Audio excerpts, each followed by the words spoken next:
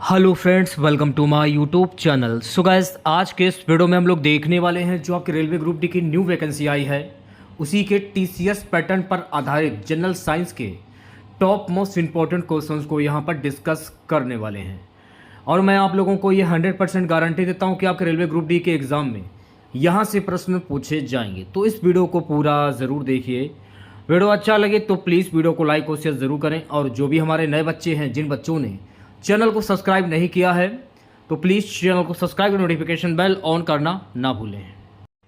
तो चलिए वीडियो को स्टार्ट करते हैं। वीडियो शुरू करने से पहले अगर आप लोगों ने अभी तक इस वीडियो को लाइक नहीं किया है तो प्लीज़ वीडियो को लाइक कीजिएगा और अपने तमाम दोस्तों में इस वीडियो को ज़्यादा से ज़्यादा शेयर कीजिएगा। तो पहला प्रश्न देखेगा सभी बच्चे। पहला प्रश्न रहेगा हमारा कि एक माइक्रोन लंबाई प्रदर्शित करता है। इंपॉर्टेंट प्रश्न है, 5 स्टार लगा लीजिए। एक माइक्रोन लंबाई प्रदर्शित करता है 10 की पावर -4 सेंटीमीटर की। तो राइट आंसर की अगर मैं बात करूं तो प्यारे बच्चों, इस प्रश्न का जो राइट आंसर जाएगा ऑप्शन नंबर वी के साथ में। सारे के सारे प्रश्न इंपॉर्टेंट हैं, बिल्कुल टीसीएस पैटर्न पर आधारित। अगला प्रश्न देखेगा, 1 किलोमीटर दूरी का तात्पर्य क्या होता है? 100 metre, 1000 centimetre, 1000 metre, 100 centimetre. 1 kilometre दूरी का तात्पर्य 1000 मीटर। तो इस प्रश्न का जो राइट आंसर जाएगा मेरे प्यारे बच्चों ऑप्शन नंबर सी के साथ में। नेक्स्ट क्वेश्चन देखेगा। अगला प्रश्न है, 1 पिकोग्राम बराबर होता है। तो 1 पिकोग्राम किसके बराबर होता है? तो 1 पिकोग्राम 10 की पावर -12 ग्राम के बराबर होता है। तो राइट आंसर की अगर मैं बात करूं तो प्यारे बच्चों, इस प्रश्न का राइट आंसर जाएगा ऑप्शन नंबर सी के साथ में। चौथा प्रश्न आपकी स्क्रीन पर, पास्कल इकाई है आर्द्रता की, दाब की, वर्षा की या तापमान की?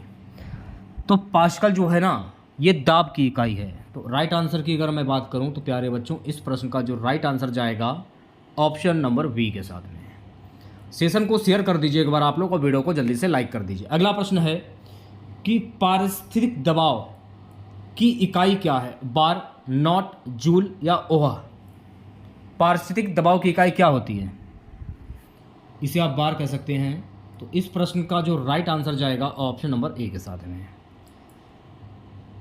अगला प्रश्न है कि 1 किलोग्राम ऑब्लिक सेंटीमीटर स्क्वायर दाब समतुल्य है किसके बराबर? 1.0 बार के। तो बी ऑप्शन जो है गाइस, इस प्रश्न का राइट आंसर हो जाएगा। चलिए बढ़ते हैं नेक्स्ट क्वेश्चन की ओर। तेल का एक बैरल निम्न में से लगभग कितना होता है? 131 लीटर, 159 लीटर, 179 लीटर, 201 लीटर। तेल का एक बैरल निम्न में से लगभग कितना होता है? तो ये लगभग होता है 159 लीटर। तो इस प्रश्न का जो राइट आंसर जाएगा ऑप्शन नंबर वी के साथ में। ठीक है, नेक्स्ट क्वेश्चन दिखेगा। अगला प्रश्न है, निम्न में लंबाई की न्यूनतम इकाई क्या है? Micron, nanometre, angstrom, fermimetre. निम्न में लंबाई की न्यूनतम क्या है? लंबाई की न्यूनतम को हम क्या कहते हैं? फर्मीमीटर कहते हैं। तो राइट आंसर जाएगा मेरे प्यारे बच्चों ऑप्शन नंबर डी के साथ में। अगला प्रश्न है, क्यूसेक में क्या मापा जाता है? जल की शुद्धता, जल की गहराई, जल का बहाव, जल की मात्रा। क्यूसेक से जल का बहाव मापा जाता है। तो ऑप्शन नंबर सी जो है गाइस, इस प्रश्न का राइट आंसर हो जाएगा। 10वां प्रश्न देखेगा, निम्नांकित में से कौन एक वायुमंडल के ओजोन परत की मोटाई नापने वाली इकाई है? नॉट, डॉप्सन या ट्वाच या मैक्सवेल? बी ऑप्शन जो है ये प्रश्न का राइट आंसर हो जाएगा। डॉप्सन इस प्रश्न का सही आंसर हो जाएगा। सो गाइस, अगला प्रश्न देखेगा, शक्ति का मात्रक है हर्ट्ज, वोल्ट, वाट या न्यूट्रॉन? शक्ति का मात्रक होता है वाट। तो सी ऑप्शन जो लोग बता रहे हैं वो सभी लोग बिल्कुल करेक्ट हो जाएंगे। चलिए बढ़ते हैं नेक्स्ट क्वेश्चन की और अगला प्रश्न देखेगा। अगला प्रश्न है, बल का मात्रक है फैराडे, फर्मी, न्यूटन, रदरफोर्ड? बल का मात्रक होता है मेरे प्यारे बच्चों न्यूटन।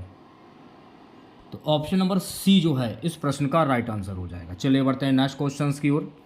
अगला प्रश्न क्या है कि कार्य का मात्रक है जूल, न्यूट्रॉन, वाट या डाइन? कार्य का मात्रक होता है जूल। तो ऑप्शन नंबर ए जो है इस प्रश्न का सही आंसर हो जाएगा। 14वां प्रश्न देखेगा। 14वां प्रश्न क्या है कि चालक की वैद्युत प्रतिरोधकता की इकाई क्या है? फराड, वोल्ट, एम्पियर, ओम मीटर। चालक की वैद्युत प्रतिरोधकता की इकाई क्या होती है? ओम मीटर। तो राइट आंसर की अगर मैं बात करूं, इस प्रश्न का राइट आंसर जाएगा ऑप्शन नंबर डी के साथ में। अगला प्रश्न है, प्रकाश वर्ष इकाई है दूरी की, समय की, आयु की, प्रकाश की तीव्रता की। तो प्रकाश वर्ष इकाई है दूरी की। तो सही आंसर की अगर मैं बात करूं तो ऑप्शन नंबर ए करेक्ट हो जाएगा। अगला प्रश्न है, एक पारसेक तारों संबंधी दूरियां मापने का मात्रक बराबर है 4.25 प्रकाश वर्ष, 3.25 प्रकाश वर्ष, 4.50 प्रकाश वर्ष, 3.05 प्रकाश वर्ष। एक पारसेक तारों संबंधी दूरियां मापने का मात्रक बराबर है 3.25 प्रकाश वर्ष। तो ऑप्शन नंबर वी जो है इस प्रश्न का सही आंसर हो जाएगा। चलिए अब बढ़ते हैं नेक्स्ट क्वेश्चंस की ओर। अगला प्रश्न देखेगा, पारसेक मात्रक है दूरी की, समय की, प्रकाश की चमक की, चुंबकीय बल की। पारसेक किसका मात्रक है? सो गाइस पारसेक जो है ना, पारसेक ये दूरी का मात्रक है। तो ऑप्शन नंबर ए करेक्ट हो जाएगा इस प्रश्न का। एम्पियर मापने की इकाई क्या है? इंपॉर्टेंट प्रश्न है। तो एम्पियर मापने की इकाई है मेरे प्यारे बच्चों विद्युत धारा।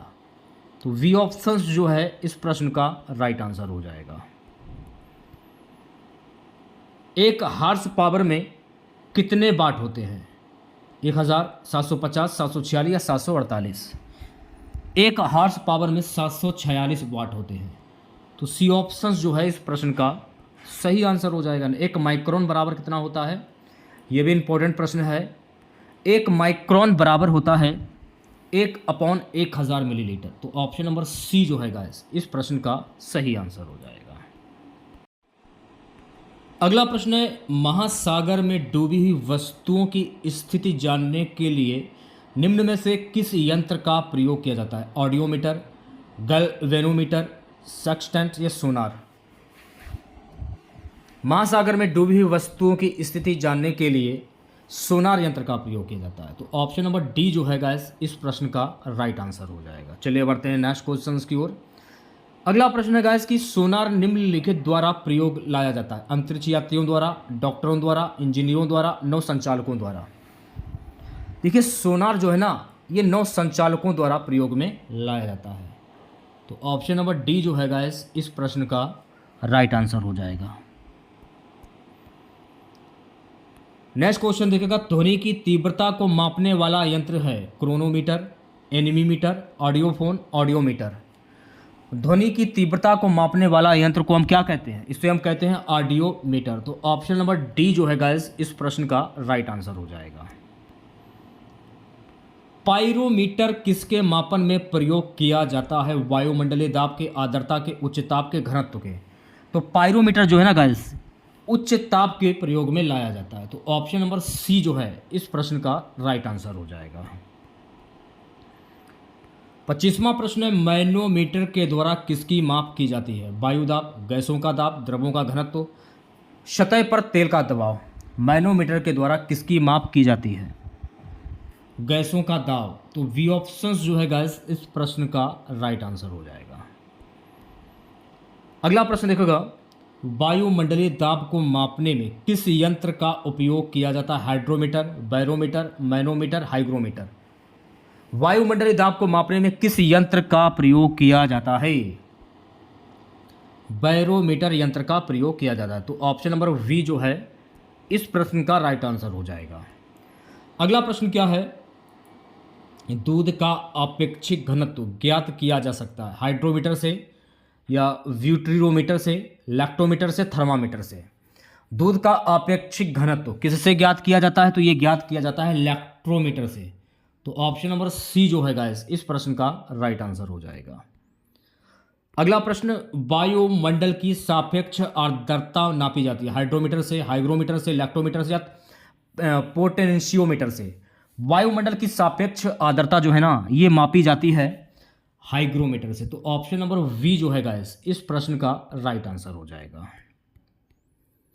अगला प्रश्न है, सोने की शुद्धता को नापने के लिए कौन सा उपकरण प्रयोग में लाया जाता है? हाइड्रोमीटर, हाइग्रोमीटर, स्पेक्ट्रोमीटर या कैरेटोमीटर।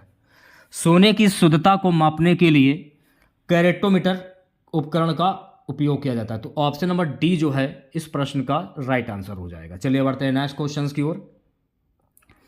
रक्त दाब मापने के यंत्र का क्या नाम है? टैकोमीटर, स्फिग्नोमैनोमीटर या एक्टीमीटर या बैरोमीटर?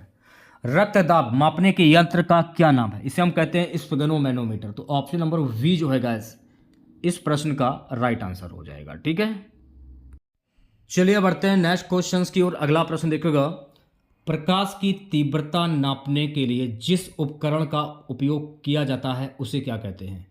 Anemometer, कोलोरीमीटर, लक्समीटर, altimeter? प्रकाश की तीव्रता नापने के लिए किस उपकरण का प्रयोग किया जाता है? लक्समीटर का। तो सी ऑप्शन जो है गाइस इस प्रश्न का राइट आंसर हो जाएगा। नेक्स्ट क्वेश्चन देखिएगा, रडार उपयोग में आता है। तो रडार किस चीज के उपयोग में आता है? तो रडार जो है ना रेडियो तरंगों द्वारा वस्तुओं की स्थिति ज्ञात करने में। तो राइट आंसर आपका जाएगा ऑप्शन नंबर सी के साथ में। सो गाइस अगला प्रश्न देखिएगा, निम्न में से कौन सी राशि रिक्टर पैमाने पर मापी जाती है? हिम नदी की चाल, जनसंख्या वृद्धि, भूकंप की तीव्रता, पृथ्वी के अंदर का तापमान? निम्न में से कौन सी राशि रिक्टर पैमाने पर मापी जाती है? भूकंप की तीव्रता। तो सी ऑप्शन जो है गाइस इस प्रश्न का राइट आंसर हो जाएगा। भूकंपों की तीव्रता मापी जाती है रिएक्टर पैमाना से, डेसिबल पैमाना से, पीएच पैमाना में, सेल्सियस पैमाना में? तो भूकंपों की जो तीव्रता है ना गाइस ये मापी जाती है रिएक्टर पैमाना से। तो ऑप्शन नंबर ए जो है इस प्रश्न का राइट आंसर हो जाएगा। अगला प्रश्न है हमारा, निम्न में भूकंप मापी यंत्र कौन सा है? Crescograph, seismograph, Geiger counter, rain gauge? भूकंप मापी यंत्र कौन सा होता है? भूकंप मापी यंत्र सीस्मोग्राफ, इसे कहते हैं सीस्मोग्राफ को। तो ऑप्शन नंबर वी करेक्ट हो जाएगा इस प्रश्न का। नेक्स्ट क्वेश्चन देखेगा, कैस्कोग्राफ डैश मापने का एक यंत्र है? हृदय की धड़कन, वायुमंडल का दबाव, भूकंप की तीव्रता, पौधों में वृद्धि? कैस्कोग्राफ जो है ना गाइस पौधों में वृद्धि मापने का एक यंत्र है। तो ऑप्शन नंबर डी जो है गाइस इस प्रश्न का सही आंसर हो जाएगा। वॉशिंग मशीन का कार्य सिद्धांत है अपकेंद्रण, अपोहन, उत्क्रम प्रासरण, विसरण? तो वॉशिंग मशीन का कार्य सिद्धांत क्या है? अपकेंद्रण। तो ऑप्शन नंबर ए जो है इस प्रश्न का राइट आंसर हो जाएगा। चलिए बढ़ते हैं नेक्स्ट क्वेश्चन की ओर। अगला प्रश्न है, निम्नलिखित में से कौन सी राशि सदिश रही है? विस्थापन, वेग, बल या आयतन? कौन सी राशि सदिश नहीं है? तो देखिए आयतन जो है ना ये सदिश राशि नहीं है। तो ऑप्शन नंबर डी जो है इस प्रश्न का राइट आंसर हो जाएगा। नेक्स्ट क्वेश्चन, निम्नलिखित में से कौन सी एक सदिश राशि है? संवेग, दाब, ऊर्जा या कार्य? संवेग जो है ना गाइस ये एक सदिश राशि है। तो ऑप्शन नंबर ए जो है इस प्रश्न का राइट आंसर हो जाएगा। अगला प्रश्न है, पदार्थ के संवेग और वेग के अनुपात में कौन सी भौतिक राशि प्राप्त की जाती है? वेग, त्वरण, द्रव्यमान या फिर बल? राइट आंसर जाएगा द्रव्यमान के साथ में। ऑप्शन नंबर सी करेक्ट हो जाएगा। अगला प्रश्न देखिएगा, बल गुणनफल है द्रव्यमान और वेग का, द्रव्यमान और त्वरण का, भार और वेग का, भार और त्वरण का? तो ये जो बल है ये किसका गुणनफल है? तो बल जो है ना ये द्रव्यमान और त्वरण का गुणनफल है। तो ऑप्शन नंबर वी जो है इस प्रश्न का राइट आंसर हो जाएगा। अगला प्रश्न है, ऊर्जा संरक्षण का आशय है कि ऊर्जा का सृजन और विनाश होता है, ऊर्जा का सृजन हो सकता है, ऊर्जा का सृजन नहीं हो सकता परंतु विनाश हो सकता है। डी है, ऊर्जा का ना तो सृजन हो सकता है और ना ही विनाश। तो ऊर्जा संरक्षण का आशय क्या है? ऊर्जा का ना तो सृजन हो सकता है और ना ही विनाश। तो ऑप्शन नंबर डी जो है इस प्रश्न का राइट आंसर हो जाएगा। मान लीजिए एक ट्रेन जैसे ही चलना आरंभ करती है उसमें बैठे हुए यात्री का सिर पीछे की ओर झुक जाता है। इसका कारण का स्थिरता का जड़त्व, गति का जड़त्व, जड़त्व आघूर्ण, द्रव्यमान का संरक्षण, गति का जड़त्व। तो ऑप्शन नंबर वी जो है इस प्रश्न का राइट आंसर हो जाएगा। अगला प्रश्न देखेगा, सड़क पर चलने की अपेक्षा बर्फ पर चलना कठिन है क्योंकि बर्फ सड़क से सख्त होती है, सड़क बर्फ से सख्त होती है। और भी ऑप्शन है पढ़ लीजिए आप लोग। बर्फ में सड़क की अपेक्षा घर्षण कम होता है, इस प्रकार से बर्फ पर चलना कठिन होता है। तो ऑप्शन नंबर डी करेक्ट हो जाएगा इस प्रश्न का। सो गाइस अगला प्रश्न देखेगा। अगला प्रश्न है हमारा, एक व्यक्ति कार में जो विराम में बैठा है, सड़क से कार के 4 पहियों में से प्रत्येक पर प्रतिक्रिया आ रहा है। जब कार सीधी समतल सड़क पर चलेगी तो अग्र पहियों में प्रत्येक पर प्रतिक्रिया में क्या परिवर्तन आएगा? यह आर से कम होगा। तो बी ऑप्शंस जो है गाइस इस प्रश्न का राइट आंसर हो जाएगा। 46वां प्रश्न है, थोड़ा सा इसमें जो है धुंधले प्रश्न है, देख लीजिएगा। तेल से अंशतः भरा हुआ तेल का एक टैंकर समतल सड़क पर आगे की ओर एक समान त्वरण से जा रहा है। तेल का जो मुख्य पृष्ठ है कैसा होगा? परवलयी वक्र आकार का होगा। तो ऑप्शन नंबर डी जो है गाइस इस प्रश्न का राइट आंसर हो जाएगा। चलिए बढ़ते हैं नेक्स्ट क्वेश्चंस की ओर। देखिए इस प्रश्न का आंसर आपको कमेंट बॉक्स में बताना कि त्वरण ज्ञात करने का सही सूत्र क्या है। अगर आप लोगों को मालूम हो तो कमेंट बॉक्स में जरूर बताइएगा। अगला प्रश्न है, निम्नलिखित में से किसने न्यूटन से पूर्व ही बता दिया था कि सभी वस्तुएं पृथ्वी की ओर गुरुत्वाकर्षित होती हैं? किसने बता दिया था? तो गाइस ये बताया था ब्रह्मगुप्त ने। तो ऑप्शन नंबर वी जो है इस प्रश्न का राइट आंसर हो जाएगा। गुरुत्वाकर्षण का सिद्धांत किसने दिया था? तो गुरुत्वाकर्षण का सिद्धांत आइजैक न्यूटन ने दिया था। तो ऑप्शन नंबर सी जो है इस प्रश्न का राइट आंसर हो जाएगा। अगला प्रश्न, गुरुत्वाकर्षण के सार्वभौमिक नियम का प्रतिपादन किसने किया? Newton, Galileo, Copernicus, Einstein? Newton ने किया था। तो ऑप्शन नंबर ए जो है इस प्रश्न का राइट आंसर हो जाएगा। चलिए लास्ट के 5 प्रश्न और देख लेते हैं। अंतरिक्ष यात्री निर्वात में सीधे खड़े नहीं रह सकते, इसका कारण क्या है? गुरुत्व नहीं होता है। तो ऑप्शन नंबर ए जो है इस प्रश्न का राइट आंसर हो जाएगा। चलिए बढ़ते हैं नेक्स्ट क्वेश्चन की ओर। अंतरिक्ष यान जो चक्कर लगा रहा है एक सेब छोड़ा जाता है तो वह क्या होगा? अंतरिक्ष यान के साथ साथ उसी गति से गतिमान होगा। तो ऑप्शन नंबर सी जो है इस प्रश्न का राइट आंसर हो जाएगा। पीसा की झुकी हुई मीनार गिर नहीं जाती, इसका कारण क्या है? इसका कारण है गुरुत्व केंद्र से जाने वाली ऊर्ध्वाधर लाइन रेखा तल के अंदर रहती है। तो ऑप्शन नंबर डी जो है गाइस इस प्रश्न का राइट आंसर हो जाएगा। यदि पृथ्वी और सूर्य की दूरी जो है उसके स्थान पर दुगुनी होती है तो सूर्य द्वारा पृथ्वी पर गुरुत्वाकर्षण बल जो पड़ता है वह होता है अब जितना है उसका चौथा भाग। तो ऑप्शन नंबर सी जो है गाइस इस प्रश्न का राइट आंसर हो जाएगा। आज की क्लास का लास्ट क्वेश्चन रहेगा, जब कोई वस्तु ऊपर से गिराई जाती है तो उसका भार होता है, तो उसका जो भार होता है वो होता है अपरिवर्तित। तो ऑप्शन नंबर वी जो है गाइस इस प्रश्न का राइट आंसर हो जाएगा। तो अगर आप लोगों को वीडियो अच्छा लगा हो तो प्लीज़ वीडियो को लाइक कीजिएगा, शेयर कीजिएगा। अगर आप चैनल पर नए हैं और आप लोगों ने अभी तक चैनल को सब्सक्राइब नहीं किया है तो प्लीज़ चैनल को जरूर सब्सक्राइब करें और नोटिफिकेशन बेल ऑन करना ना भूलें। मिलते हैं नेक्स्ट वीडियो के साथ। जय हिंद, जय भारत।